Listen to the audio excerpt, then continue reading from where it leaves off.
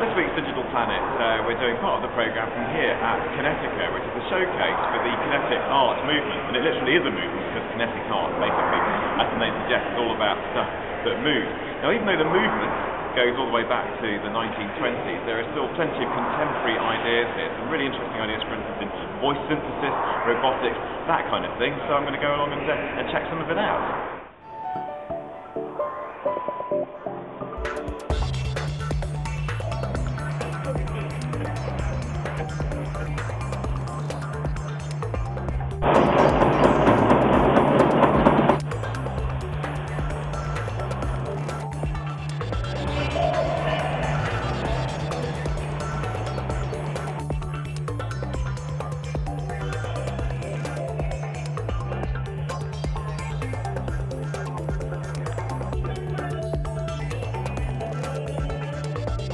I'll be with you in a minute. Just put my computer away.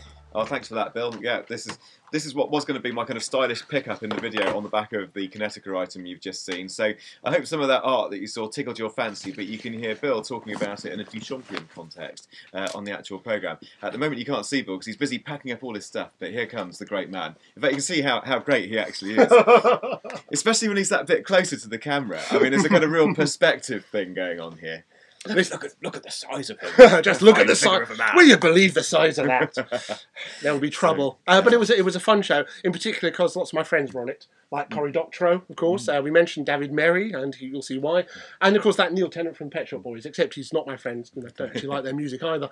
But he did have some interesting things to say about digital identity and ID cards and copyright. Yeah, this is quite a common thing when we have like the big names on Digital Planet. Bill usually spends most of the time in the bits when you can't hear him, when the inserts are playing out, saying, "Oh, I know him. He's my mate. Yes, had lunch with him," etc., etc. It is an important part of the role of the technology journalist in the digital age. Exactly. Yeah, absolutely. Get out and meet these people in real life as well as tweeting Precisely. them and But sadly, I didn't get to go to Kinetica, which finished today, so I haven't seen the art. So I have to rely on your reports. Yeah. But it looks so good because I was at the Tate Modern last year in London for an exhibition of surrealist art, some of which was kinetic art. This guy Marcel Duchamp, who inspired a lot of the work. So I would have really liked to have gone along. It sounds like you had a fantastic time. It was brilliant, absolutely fantastic. And this is Marcel Duchamp of the famous urinal, wasn't it? Yeah, Armut, yes, indeed, yes, found art. Yeah. But he also did a spinning bicycle wheel and lots of other spinny things, shall we say, some of which I have seen reconstructions of.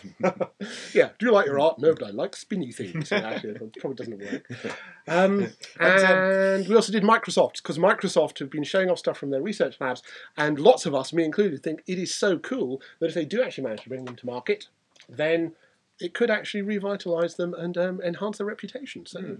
And informally, I sometimes give the programme a kind of mark out of 10 in my own head. I really, I know this is me saying this, but I think it was a good 8 or 9 out of 10 today. It's I think we turned it up to 11. Well, there you go, exactly, yeah. So 8 or 9 plus 2, shall we say. I think it was a really good show. We packed a lot in. So we've done the art, we've done the Microsoft, but, it's also a big, the stuff with, people like Cory Doctorow that Bill was talking about, looking at our kind of, our digital rights and, kind of where we stand in the surveillance society with all this CCTV and transport systems and the way we wantonly share information on Facebook.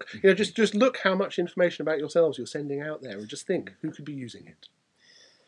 Okay, okay, we'll be off to be tracked by Facebook, if nothing else. See ya.